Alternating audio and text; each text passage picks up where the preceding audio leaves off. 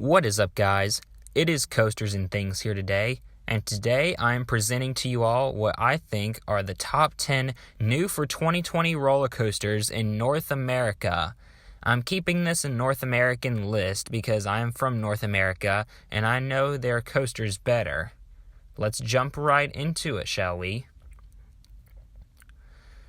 Kicking things off is Aquaman Power Wave at Six Flags Over Texas. This is the first ever Mock Rides Power Splash to come to America. Those of you familiar with Pulsar at Walibi, Belgium, and Power Splash at Happy Valley, Shenzhen know what this ride is like, with the exception of the fact that this one does not have a turntable.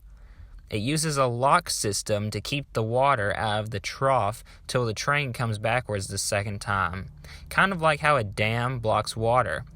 Then the locks open and the trough is filled very quickly and you get soaked.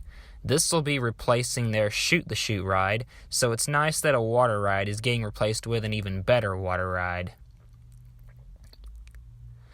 Number 9 is Emperor at SeaWorld San Diego. This is a B&M dive coaster, the 5th one in North America, and this one looks most similar to Valkyria at Liseberg and Oblivion the Black Hole at Gardaland. It'll have a height of 153 feet and an angle of descent of 90 degrees. Emperor will be the 3rd dive coaster to be built in the SeaWorld chain, following SheiKra and Griffin, which were built a long time ago. It'll be the largest coaster at SeaWorld San Diego and the 3rd coaster in a row for them as well. I just hope this ride doesn't have vest restraints. If it does, then this will be one of the best dive coasters I feel. Number 8 is Icebreaker at SeaWorld Orlando. This is what SeaWorld Orlando's biggest gap has been since they built Mako. They needed a launch coaster. This will be manufactured by Premier Rides. I'm so glad this ended up not being a clone Skyrocket 2, but rather it's a custom Skyrocket. It is more family-oriented, and as a result it has no inversions, and it has comfort collars. But nonetheless, this will be a great coaster for SeaWorld Orlando, and I could honestly see it being top 3 at the park. Number 7 is Sandy's Blasting Bronco at Nickelodeon Universe in the American Dream Mall. This was actually supposed to open last year, however, it got delayed. This is an Intamin multi-launch coaster, similar to Maverick and Cheetah Hunt, except this one has lap bars, and it actually has a turntable, so the train can and will run backwards in addition to forwards. This thing is currently testing and is expected to open any day now. It'll for sure be the first coaster to open in 2020. At the number 6 spot is the only wooden coaster opening this year, Texas Stingray at SeaWorld San Antonio. SeaWorld is really going all out for 2020, and this one is no exception. This is a GCI wooden coaster, actually a hybrid wooden coaster, and it too has begun its testing phase. I would not be surprised if this becomes the best wooden coaster in the state of Texas and one of the top GCIs. Most GCIs have a curved drop. This one has a straight down drop like Invader at Busch Gardens, Williamsburg.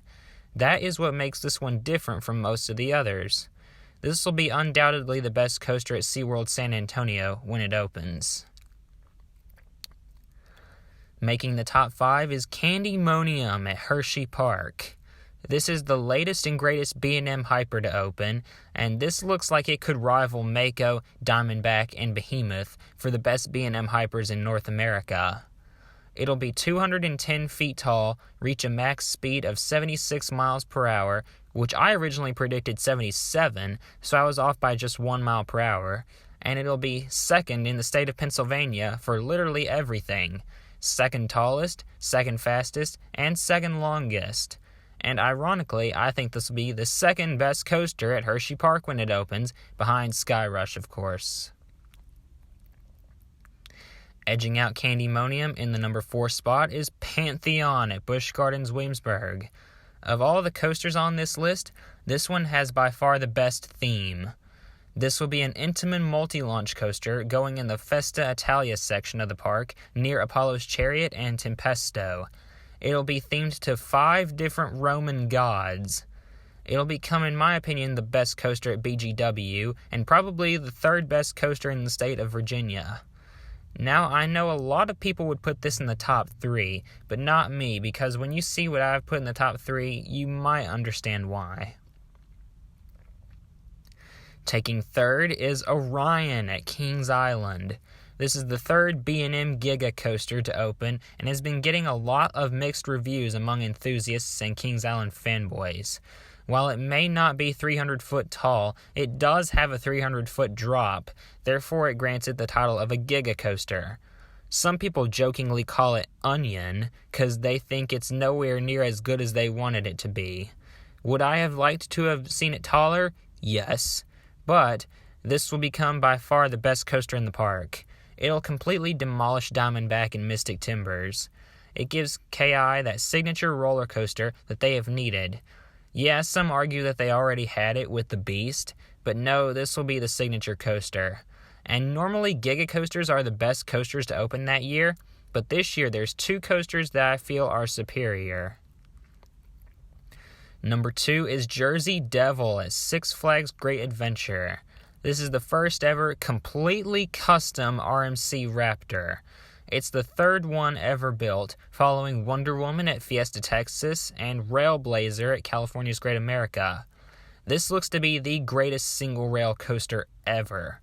It had been 14 years since Great Adventure got a completely original coaster, but this was well worth the wait in my opinion.